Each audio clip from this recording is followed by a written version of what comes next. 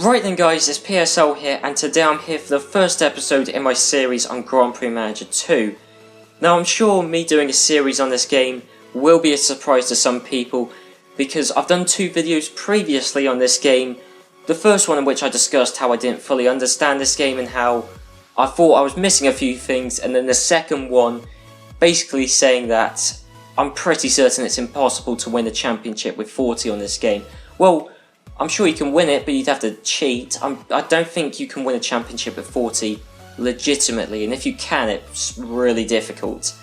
And yeah, and that was the end of that, because I was really hoping I would do a series where I took 40 to be the best team in this game, and obviously this game is based on the 1996 F1 season, and I was hoping that at the turn of the 21st century, 40 would be Formula 1 World Champions. That won't be the case because, as I said, I'm pretty certain it's near impossible to win a championship with 40.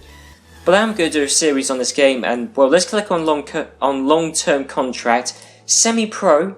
That will give you an idea of the sort of team I'm going to be with. But I think the difficulties, all they really change is the amount of money you start off with. I think on rookie you might be able to do something else. You might be able to look at the parts the other teams have, or I'm pretty certain there's some other perk to being on rookie difficulty. But semi-pro. And so yeah, let's have a look at this. So I could win the championship with Benetton, with Williams, Ferrari and McLaren, but what's the challenge in that? There's 40, who I tried to win the championship with desperately and I couldn't do legitimately. Cassini and Tsunami, we'll worry about those later on, but they will be changed, I think, to Pacific and Simtech, I think. Minardi, Footwork and Tyrrell I've never played with on this game. I'd imagine it'd be really difficult to win a championship with them. Ligier, it might be possible to win a championship with them. I'm almost certain I could win it with Sauber, but I'm going to be with Jordan.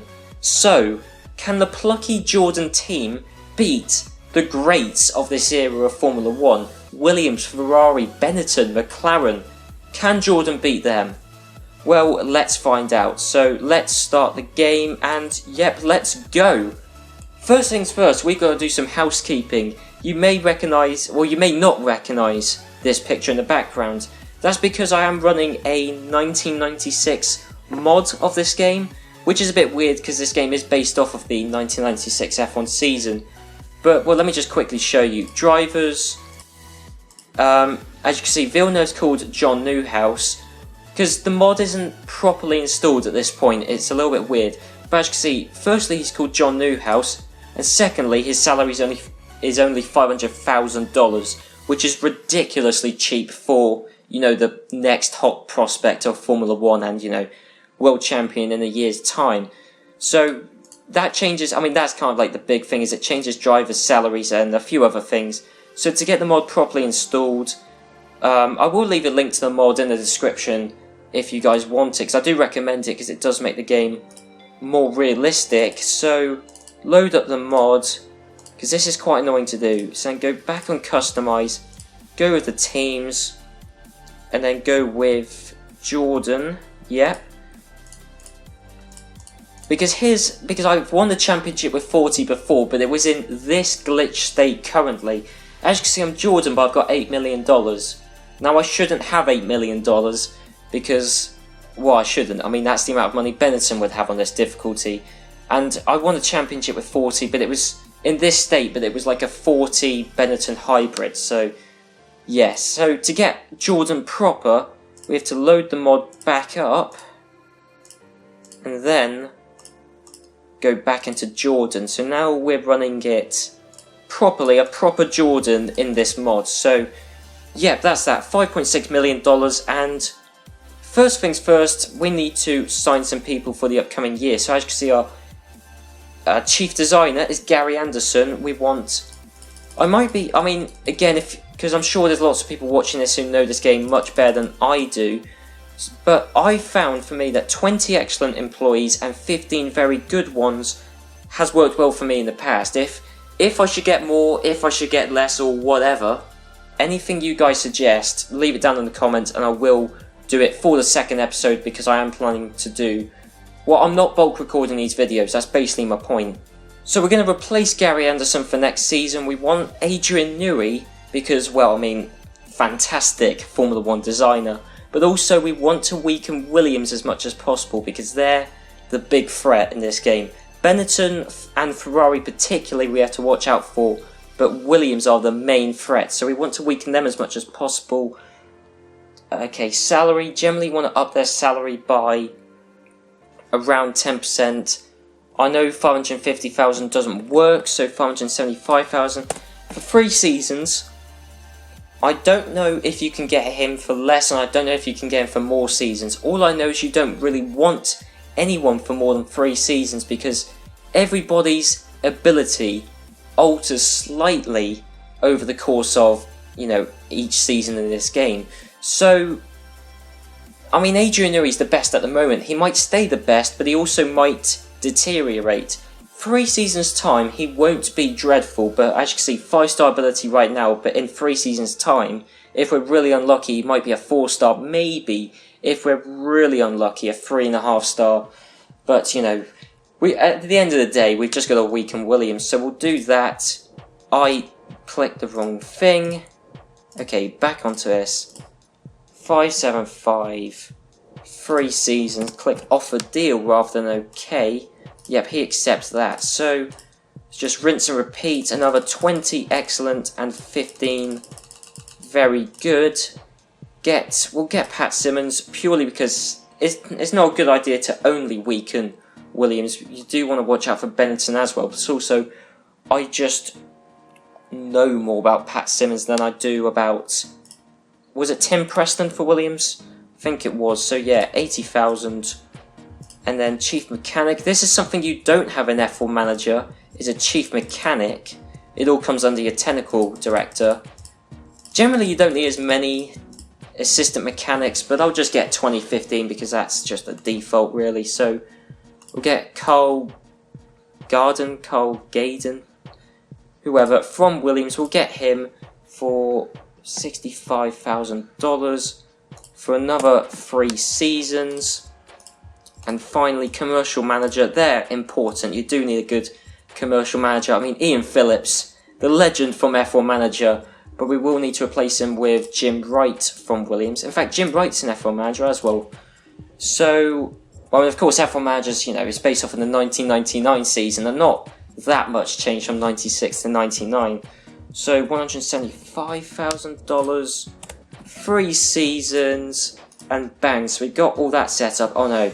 We need to, generally with commercial assistants, I have 25 and 15. If these numbers, again, if you guys have got any suggestions, for anything I should change, not just in this, but, anything I show further on in the video, then yeah, be sure to leave that down and I will change that for the second episode. So yeah, we got all that set up. So the 1997 season's looking good for Jordan.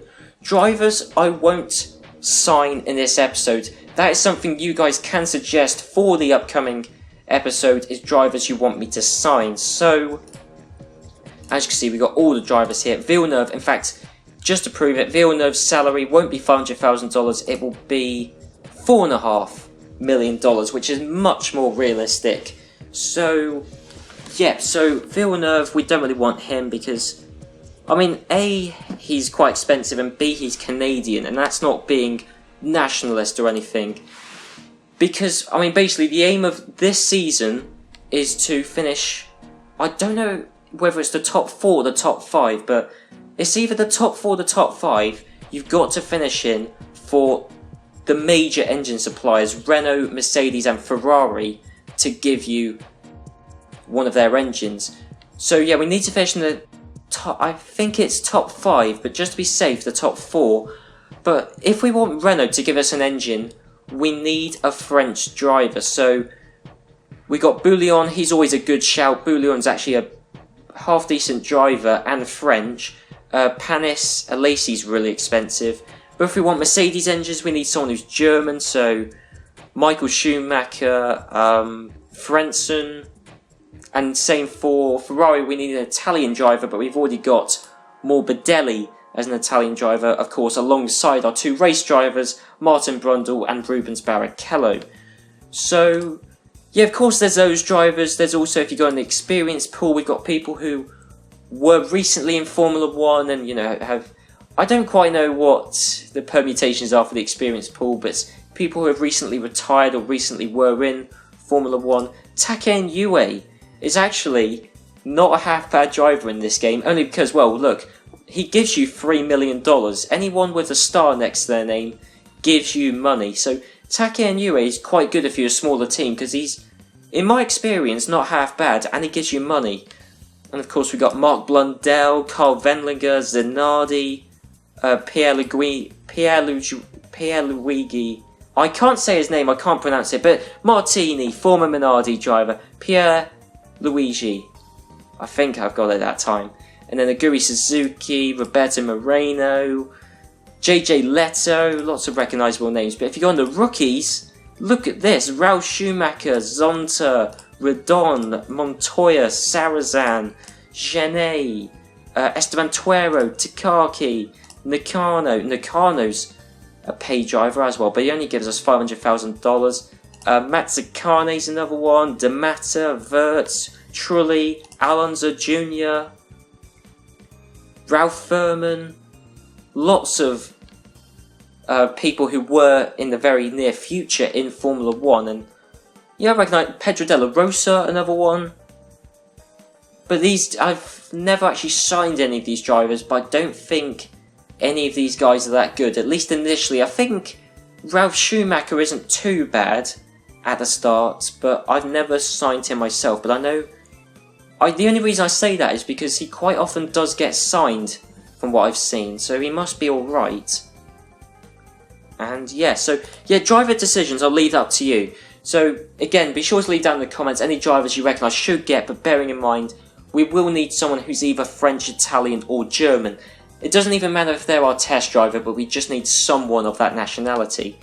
So, yeah, so that's drivers. I'll leave that for the time being. And then, sponsors, we need to get onto this. So, okay, so as you can see, we've got different types of, well, different wealth sponsors on the side. We've got $5 wealth sponsors. Let's just call them star. We've got 5-star sponsors, 4-star, 3, 2, and 1. I don't know if straight away we can get 4-star sponsors. So just to play it safe, I'm going to go for 3-star sponsors. So we'll get Mold 7 and Elf. We'll get them interested. This is why you need a good commercial manager, but also crucially a lot of assistance to be able to persuade the big companies quickly, because time is of the essence with sponsors. And in fact, we will have a couple of sponsors, but these are really bad sponsors, well, really low paying sponsors. So we'll give them the rubbish areas, because, you know, we don't want to give away our good spots to people who aren't going to give us good value for money, because we can get people who will pay much more in 2-3 races time. But we do need some kind of income, so we'll get Shell and Cannon in. I think that's all they'll take. Yes, it is. Okay. So we got that's that. Okay, so this game, you do need to do a lot of setup work at the start of each season, or especially at the start of a brand new game save. Okay. Research, R&D, yes. Okay, in fact, actually, that takes me on to something else. Go on the rules. The rules can change from season to season. In fact, the rules can change mid-season as well. So, as you can see, there's no limit on any of the internal parts or the external parts. And every driver aid, apart from semi-automatic gears, is banned. But again, this can change from season to season, so we may as well get something that isn't banned, semi-automatic gears. I mean, of course, the minimum car weight, that is something that is vital. I'll comment on that if it changes, but basically, for me, I've always preferred the minimum car weight to be quite heavy, because that generally plays. Basically, I always build a heavy car. So yeah, if the minimum car weight goes down, I've had it, essentially. And engine size is something we don't really have to worry about too much, but that basically can alter which engine suppliers you'd want to go with, depending on the engine size. If the engine size is higher, then you'd want someone like Renault, or even Lamborghini wouldn't be that big of a shout, but if the engine size goes down, you want Mercedes, because their their engines are lighter than Renault engines but produce less power, because the engine size would be less, the power difference would be less. So yeah, here's the time. I've altered the time spent for each of our departments. I always have each department spend 30% of their time doing R&D. So we may as well develop semi-automatic gears, since that's the only legal part at the moment. You can develop any part you want and run it. So for example, I could develop a turbo and run it at the next race, but I've never run an illegal part, and basically whenever I run an illegal part, the FIA have always found out. So maybe you might be able to get away with it, maybe it's extremely rare, but it's not worth doing, because you just get fined and disqualified, so it's just a waste of a race weekend, really. So yeah, we need to go testing, so let's go testing. Contracts, that's one thing I've forgotten. Yeah, so in fact, what's the name of our engine? It's an A12 EV5, it's a Peugeot engine, but of course, look, this is what we want. A Renault engine, a Mercedes one's good, and also a Ferrari one is pretty good as well, but we need one of those three engines. One of these is Lamborghini, or maybe, because the mod changes the names of some of the engine suppliers, but certainly it's either in the mod or the original game, one of these is Lamborghini, which is always an interesting one. Very high power, I think maybe the most powerful engine in the game, but I think also the heaviest. So as you can see, if we try to go with Renault, yeah, we're not good enough at the moment. So engine contracts, I always sign them either at the end of a season or when I've had a spell of really good races. So we'll get the best tyre supplier, the best spare parts firm, fuel, yeah, fuel. So oh, this is nice actually. The second best fuel is also recommended for our engine, so it's a win-win there, so we'll get that. Yeah, so we'll get that, so that's really good actually. I wasn't even expecting that. Security contract, I'll explain more about the security in the next episode, because I don't want this video to go on for too long, but it will go on for quite a while because there's a lot of setup work involved. So let's go testing at Silverstone, because it only costs $8,500 to go there. If we want to go to Australia, $211,000, Portugal, $113,000. So go to Great Britain, go to Silverstone because it's literally on the Jordan factory's doorstep. So we'll go there. Okay, we need to fit new parts, fit the best parts, because I don't know. Yeah, it did change the gearbox, and I think, yeah, it changed the EMS as well, and I think maybe the cooling system. Yeah, so we want the best parts. I think that did add, well, in fact, that reduced 2 kilograms of weight, so that was a really good thing we did that. Okay, so we need to fit or apply a car setup. I did download, I found it online a while ago, someone who in 1997, look, found the near perfect setup for each of the tracks. So I just do that just to save myself a ton of time. Okay, so we've done all that, right, and then let's just get testing. I generally do 50 laps of each driver on, because you get these focus areas. I always do car performance and car improvements, because I've been told previously that those are the only two that are worth your time. Driver skill is alright, but that's only if you, I guess if you have Villeneuve and you want to make Villeneuve like an all 5-star driver, it'd be quite good. But aside from that, it doesn't really seem to be worth your time. So car performance, I don't know if car performance is useful, but I know car improvements is. I'll get into that in a second. But as you can see, Barrichello's best lap time there, a 32.6. Now, when it does it, a 29.8. That's why you need to do testing, because I think if you don't do testing at the start of the season, yeah, you're about 3 seconds off the pace. I don't know if you have to do testing in the middle of a season, but it seems to be pretty important that you do it at the start of the season at the very least. We'll do 50 laps on car performance of Brundle, and then 100 laps car improvements. So in fact, Brundle's first stint was quicker than Barrichello's first stint, but crucially, how does he compare now? Oh, slightly slower at the moment, but him and Barrichello are basically equal on pace. And in fact, one thing I've always found is that Brundle is really quick in this game, surprisingly quick in this game. Because, you know, Brundle, you wouldn't think he's that... Because, you know, in real life, he had a pretty anonymous career, really. But in this game, he's the black horse of drivers in this game. That and Taki and UA, really. Well, actually, I wouldn't say Taki and UA is that good, but he's surprisingly good. So yeah, Morbidelli's best lap is a 38. Yeah, so he's a good second off the pace of our main drivers, but that's why he's our test driver. So, you know, at least we found out that, at the very least, that Morbidelli's a second off the pace of Brundle and Barrichello. So now we've done testing, we need to fit some brand new parts on the car. Yep, do that. Oh, our engineers are running out of time. In fact, this has happened to me before, where we don't have enough time to apply a setup for Melbourne. Or do we? Okay, no we do, that's fine, okay.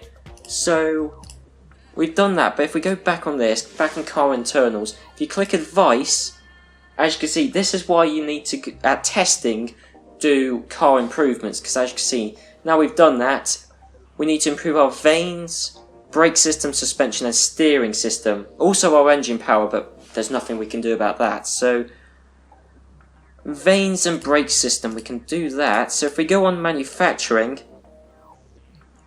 brake system, I generally manufacture 2 things at a time at 50% wear, because that seems to be the most time effective way of building new parts. Basically in manufacturing, what happens here is you manufacture new parts, which in-house parts, which are, I don't know if they're better than the best ones you can get, but they're always lighter. So they might not be a higher rating, but they're always better because they're lighter.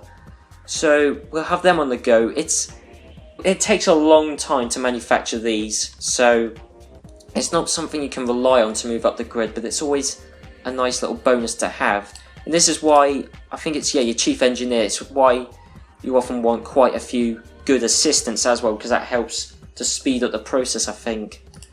So we've done all that.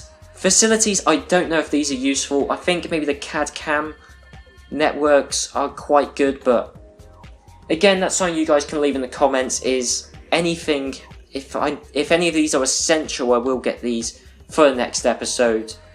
I think the CAD CAM network might be, but at the moment I don't want to spend money because I'm not really financially stable. I mean, I've lost over $1 million and I haven't even taken part in a race yet, so I think that's everything actually.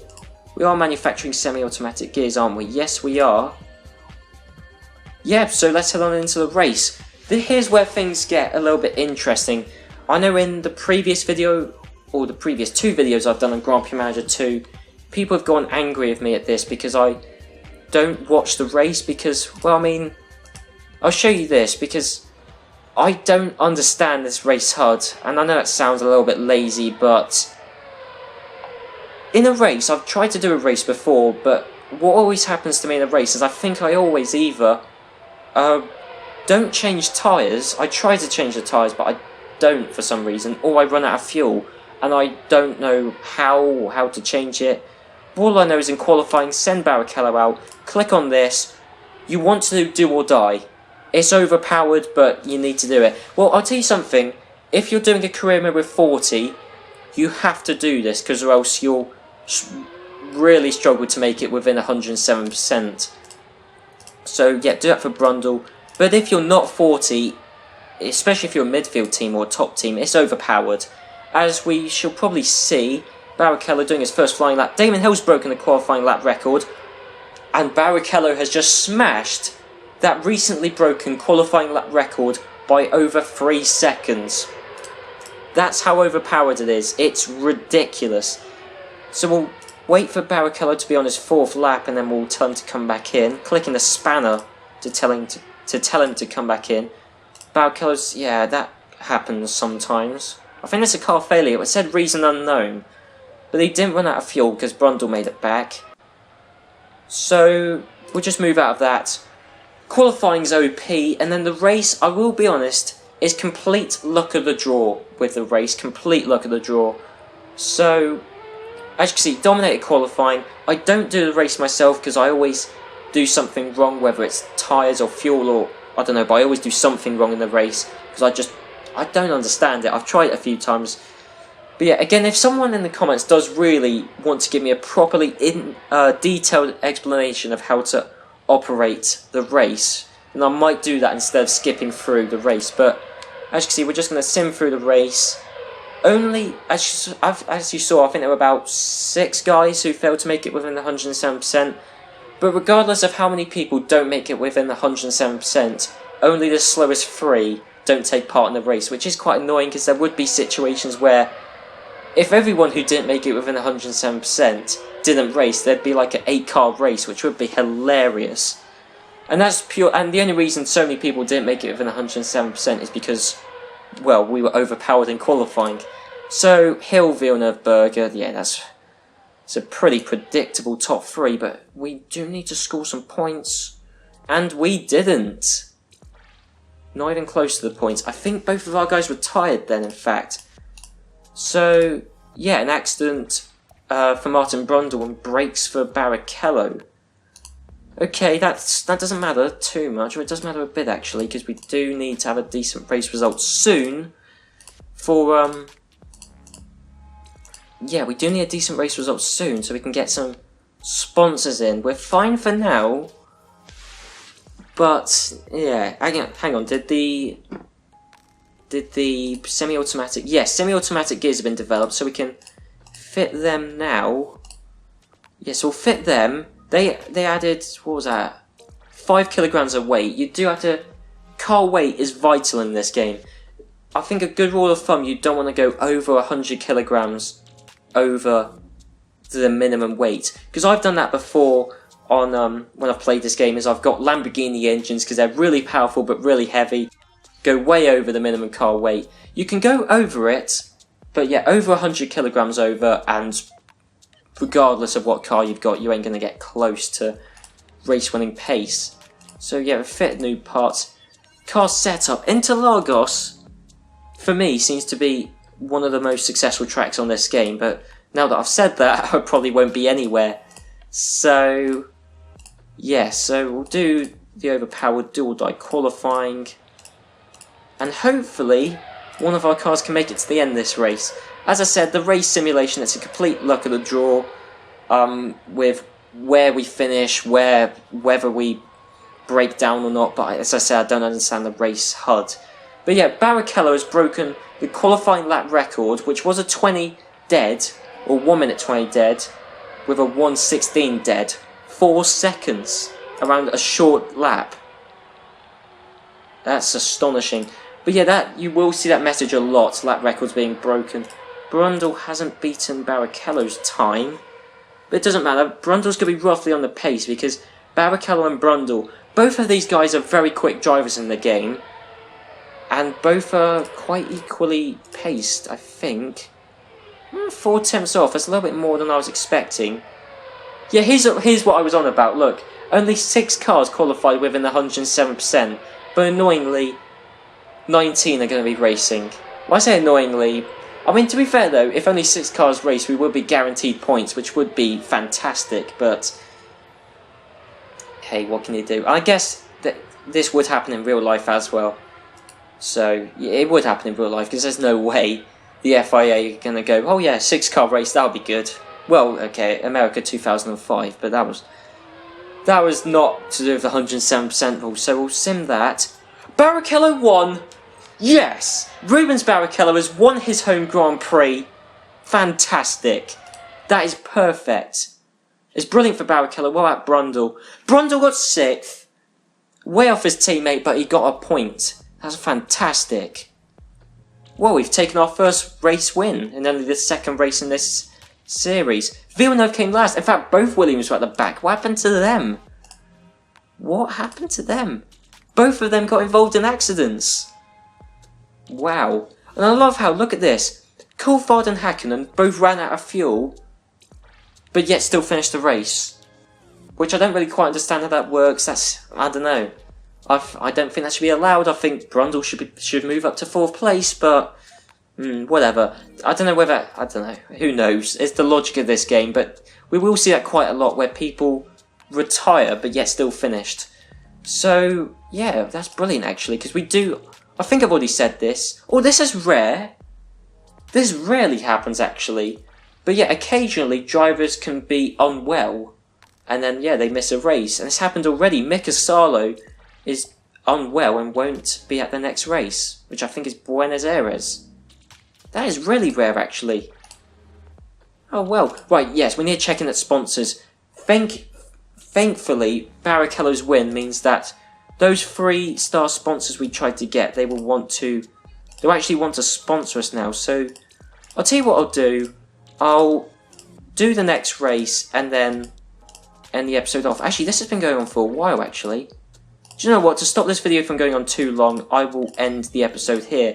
I know there's some things I haven't explained yet. I will explain them in the next episode. So yeah, I mean, there's things such as you can spy on other teams and steal parts from them and all sorts, which is a pretty vital mechanic in this game. And yeah, I will get into that in a second, or in the next episode rather. But yeah, so that's it. So yeah, Buenos Aires is the next race. Yeah, I'll leave that here.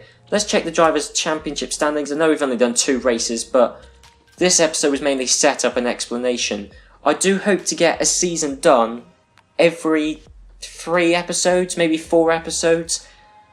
And that is bearing in mind that I will just be skipping through the races unless someone can explain to me the race HUD properly. But yeah, Drivers' Championship, Barrichello is joint top with Damon Hill. Unbelievable. Constructors' Championship, this is the crucial thing. That's not how we get the Constructors' Championship.